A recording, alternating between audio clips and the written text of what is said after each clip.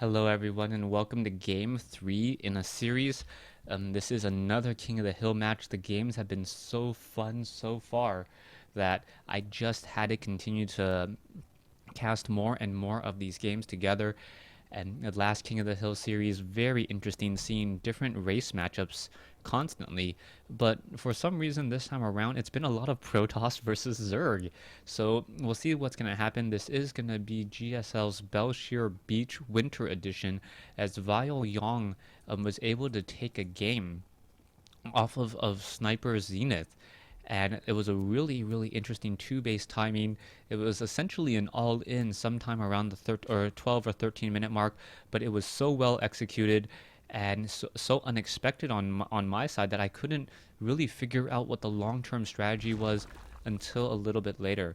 We are moving on in game 3, and yes, this is the early portion of the game, so I guess once again I'm using my NPR voice, as we're going to see a probe come in and take a look and scout around. So a probe scouting around here on Belshir Beach.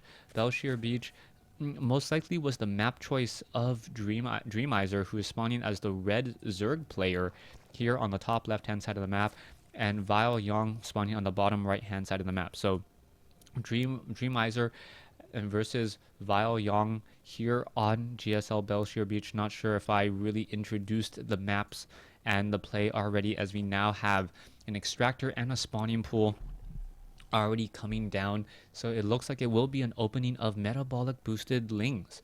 So speedlings here on Belshir Beach. And this is a rather small map. The Zerglings can get across the map fairly quickly, and it looks like Vile Yong is going to be using a double pylon position in order to wall off this front door. He did go for a Nexus first, and that is a little bit risky, especially when you know that your opponent is going for metabolic boosted lings first. It is possible to seal up that front door, but this ramp is so large that it's really going to depend on how exactly Yong tries to defend his front door from all of those Zerglings, and we'll see how that's going to happen here. The Nexus is currently up, already halfway completed, and we'll see as we get a gateway and perhaps a photon cannon down right as that forge is done, whether or not that will be completed in time. Forge now completed. There's a pylon here. We may get another pylon here, forcing the Zerglings to stay closer within the range of this photon cannon. Probe just going to be sitting in that position. It can absorb several hits from a Zergling, buying more time for the photon cannon to deal damage. And you always, if you're willing to sacrifice one probe to take out 4 Zerglings so that your other probes have continuous mining, that is always a good strategy. Now, Yong, interestingly enough, currently not spending his chrono boost. You can see that he has almost 75 energy on his Nexus here.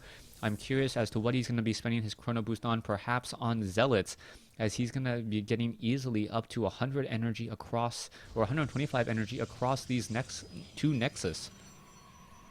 He could also be trying to go for the weapons upgrade on the Forge for a quick timing, and it looks as though he may be doing exactly that. And Yong is going to be getting up to 100 energy on that Nexus in just a moment, or he could just be forgetting to chrono boost, which would be a little bit of a mistake there. And now I believe he is forgetting to chrono boost. Nope, chrono boosting that Nexus here. And is he chrono boosting? Yes, another Nexus down here, making sure to spend that earlier. Really wish that he did it a little bit earlier. He would have had those probes out earlier, and he would actually have a slightly more minerals right now. And really, StarCraft 2 is a game of seconds, and if you're able to get a second or two advantage over your opponent continually, that's how you end up winning the game. Dreamizer currently running off of 1 gas still. He does have 400 resources.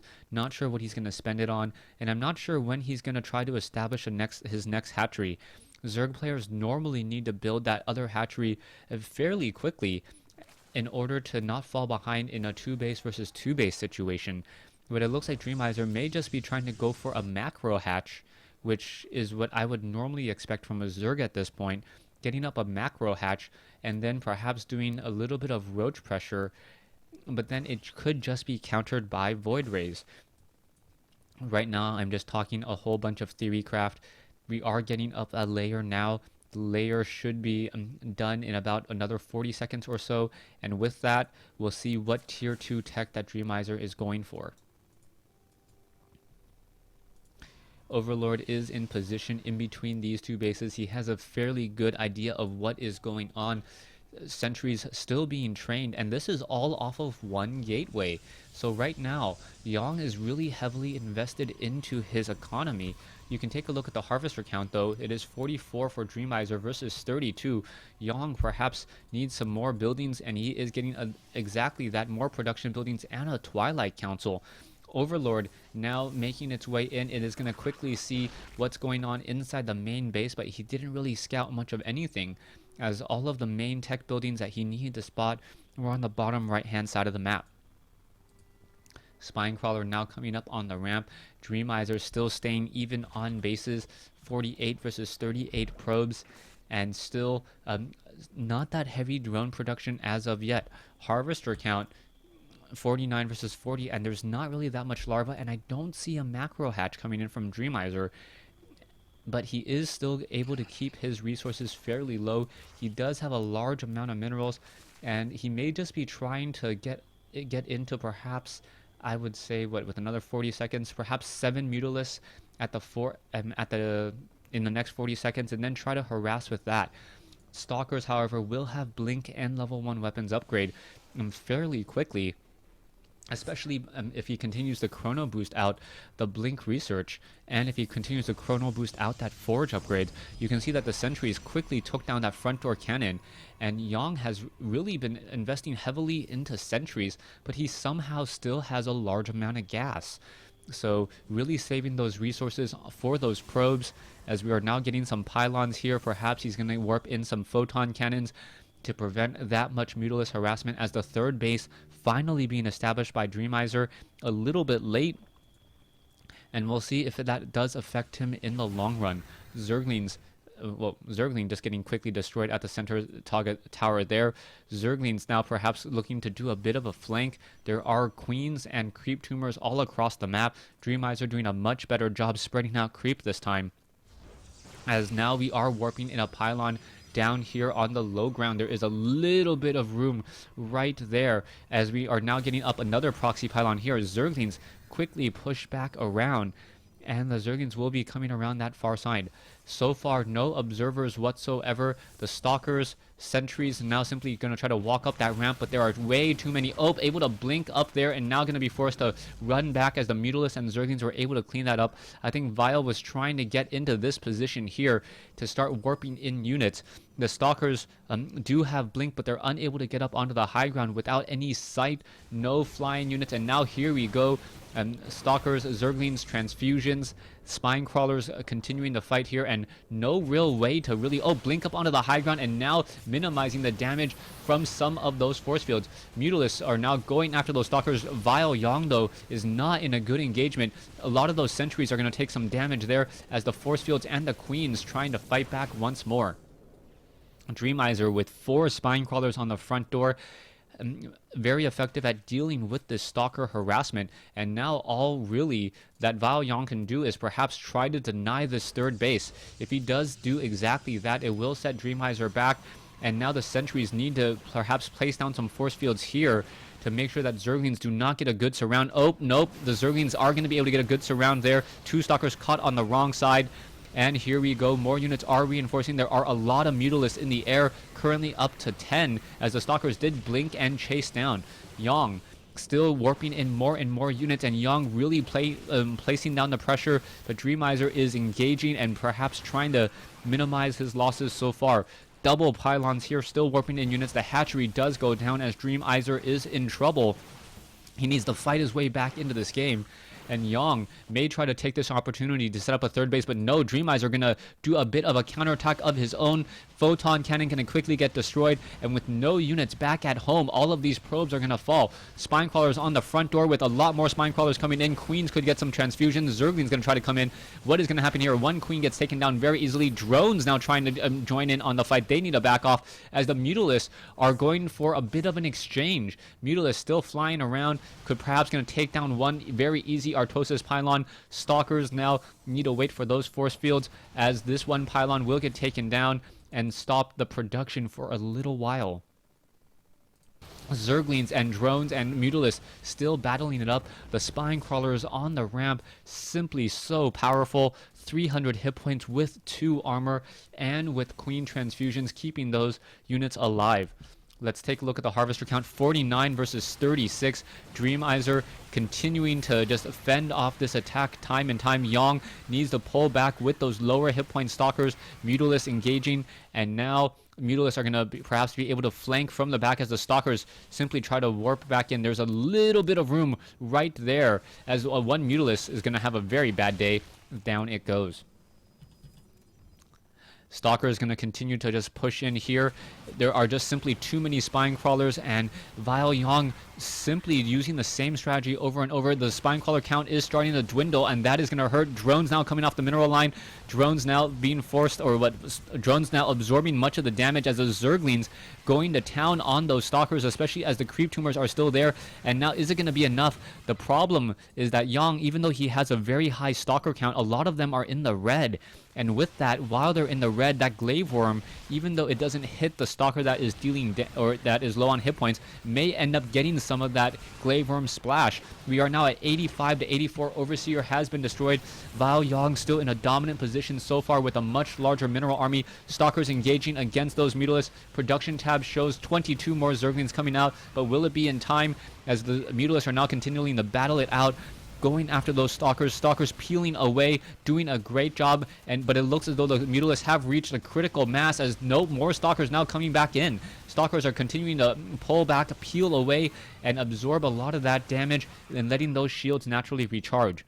During this time, Dreamizer was able to set up a third base here at the 9 o'clock position. If that does not get scouted out, that would be a huge win for Dreamizer, as Dreamizer would have a very strong economic advantage and not have to worry about the diminishing or no more minerals at the main base. Stalkers now making a move down here. Don't see a hatchery, and nope, Vile Yong is going to find this base and perhaps take it out. Yes, he already finds it. Stalkers quickly come in, finish off this one hatchery, as the pylons and the Zerglings clean up, the pylons getting cleaned up by the Zerglings and the Mutalisk. Mutalisk now looking to come in along the backside here once more, but there is another Artosis pylon if I ever saw one. Let's go ahead and take that down. Let's slow down the production. There you go. One stalker was canceled as it was trying to warp in, and now once more going into a full retreat. Yong at 75 over 76. Harvester count about even, and now the Mutalisk are coming back. Mutalisk have, I believe, 1-0 upgrades. Zerglings, I believe, have 1-0 upgrades. I'll need to double check that. Come on, click on a Zergling. Nope, 0-0 upgrades on those Zerglings, as we are now going into 2-0 upgrades for the Protoss. Zealots still on that front door. No armor upgrades coming in from Dreamizer. We are going into the Templar Archives by Vile Yong. Yong showed us in Game 2 what you could do with a smaller Protoss army against Zerg if you could out-micro. But Dreamizer coming in with just mass Mutalisk, and now, the Stalkers quickly blinked in though, and the Mutalisk are forced to back away. The timing on that blink, very spot on, as right as the Mutalisk stopped their acceleration and was trying to hover over the probes, they started taking damage. A second photon cannon now being added. Perhaps one more photon cannon near to this Artosis pylon should be warped in. Otherwise, 2 cannons would get taken out for the price of 1 pylon. 1 pylon does fall as Yong now tries to make a move. He is upside down on food, 95 over 82. Won't be able to train up units for a little while. Meanwhile, we are getting more Mutalisks, more Zerglings, and once again, more spine crawlers on the front door. Dreamizer has really been playing defensively, and that's because Vile Yong has always been attacking at the front door, allowing these spine crawlers who have very high DPS, especially against stalkers, and very good armor, to be part of the major battles. Archons now being added, but without a mothership for that Archon toilet, I'm not sure quite how effective those units will be. One pylon does need to get destroyed in order for this Archon to come out. The Archons the radius is just a little bit too big, and now we have an unpowered cybernetics core. The unpowered cybernetics core doesn't mean very much. It is still operational, so it does still allow for the training and warping in of the stalkers and the sentries. Here we have the Zerglings now simply running straight in, and isn't a perfect timing, splitting up the army right as the units are all away. Stalkers are now blinking back. Pylons doing a very good wall here, but the Mutalisks are going to be able to take out all of these photon cannons and perhaps take down a lot of these Stalkers. Dreamizer getting a beautiful attack at the 20-minute mark, or 21-minute mark, and if he actually engaged while the entire army was at home, that would have been absolutely detrimental. You can see that there's not very much going on, no mining happening on the main base. One pylon does get taken down, and now Yang, with only one base operational against a 2-base Zerg. Harvester count 34 versus 35. Things are very much looking good as more units quickly getting taken down over here. Now, let's take a look at the income. It is 400 versus 300. Where are the rest of those drones? It does not seem like 35 and 34 probes are currently mining away. Unless there are idle? Nope, there are no idle. So what is the income? Yep, back up to 700, 800. That's a little bit better. We're going to see now multiple gateways are going to, warp gates are going to get taken down, and that means that it's going to really hamper the production, and Dreamizer getting a little bit lucky, or perhaps knowing when to attack as Stalkers are now engaging. The sheer number of Mutalisks, though, may be too much as the Mutalisks are still chasing after those Stalkers. More and more Stalkers getting picked apart, especially as the Glaive Worm damage is bouncing between them all, and the Stalkers are still trying to win this war. Drones now trying to run away. There are a lot of Archons here. The Archons are upgraded 2-0, chasing away many of those drones. Mutalisks are not going to be very effective, but there are the Spine Crawlers at the front door. Mutalisks are now finishing up the last remnants of Vile Yang's base, and Vile Yang, who seemed to be winning just 3 minutes ago, is moments away, I believe, from a GG. His harvester count now down to 6. He's not really harvesting anymore, and nope, there's the Archon, and there's the GG. So Vile Yang loses game 3 to Dreamizer in a rather dramatic fashion. Dreamizer showing the strength of Mutalisk. Mutalisk being very, very effective in mass number, and because they move very quickly. Thanks for watching. Thanks for listening.